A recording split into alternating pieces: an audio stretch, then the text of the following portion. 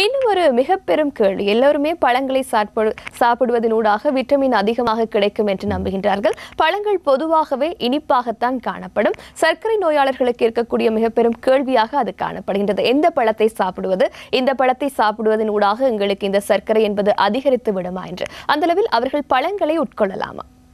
இந்த பழங்கள் என்பதும் கார்போஹைட்ரேட் குரூப் தான். அதாவது பழங்கள், சீனி போன்றவை.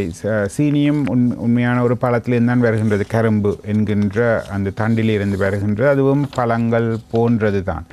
அதே போன்று பலவிதமான பழங்கள் மிகவும் சிறந்தவை. அவற்றிலே பலவிதமான பதார்த்தங்கள் எங்களுக்கு பிரயோசனமானவை அடங்கியிருக்கின்றன.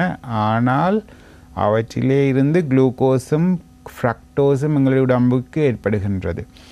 ஆகவே அவற்றையும் கட்டுப்பாடான அளவிலே நாங்கள் உட்கொள்ள வேண்டும்.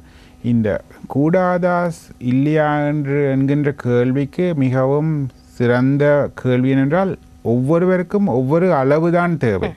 அதாவது முழு நாளும் முயற்சி பண்ணி வேலை செய்கின்ற, உடற்பயிற்சியினாலே வேலை செய்கின்ற உழைக்கின்றவர்களுக்கு அதிகரித்த அளவிலே சாப்பிடலாம். உதாரணமாக ஒரு விவசாயி அல்லது முழு நாளும் உடல் முயற்சி செய்கின்ற ஒருவர், இருந்து வேலை செய்கின்றவர்களுக்கு அப்படிப்பட்ட அளவு சாப்பிட்டால் அதனால தீமை ஏற்படும். ஆகவே ஒவ்வொருவருக்கும் ஒவ்வொரு விதமான ரியாக்ஷன் வரும். அதாவது தேவையற்ற உணவை உட்கொள்வதன் மூலம் நமக்கு சரியான அளவிலே படியினாலே அதனாலே பாதிப்பு ஏற்படுகின்றது.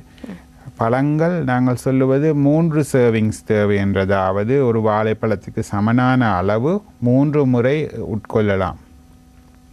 எங்களுடைய பிரச்சனை என்றால் அதைவிட அதிகரித்த அளவு பலர் உட்கொள்ளுவார்கள்.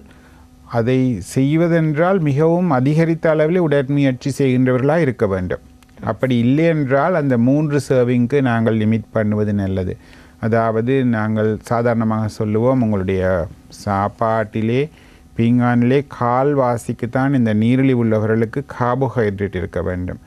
இந்த 3/4 வாசிக்கும் மரக்கறி புரோட்டீன் இருக்க வேண்டும் என்றும், இந்த பழங்கள் 3 சர்விங்ஸ், அதாவது வாழைப்பழத்துக்கு சமனான அளவு விதமான பழங்கள் எடுக்கலாம். ஆனால் அந்த அளவு முக்கியம். மிகவும் உடன்முயற்சி செய்கின்றவருக்கு அதை விட அதிகரிக்கும். உதாரணமாக மெரத்தன் ஓடுபவர்கள், ஒரு நாளைக்கு 26 மைல் ஓடுபவருக்கு அவர்கள் ஓடும்போது நீங்கள் பார்த்துருப்பீர்கள், இந்த வாழைப்பழத்தை சாப்பிட்டு கொண்டே ஓடுவார்கள். ஏன்னால் அவர்கள் இந்த பொட்டாசியம், சோடியம் தேவை. அவற்றிற்காக அவர்கள் சாப்பிட்டு கொண்டே போவார்கள். அப்படி உங்களுடைய உடன்முயற்சி எவ்வளவோ அதற்கு தகுந்த சாப்பாடு தான் எங்களுக்கு தேவை.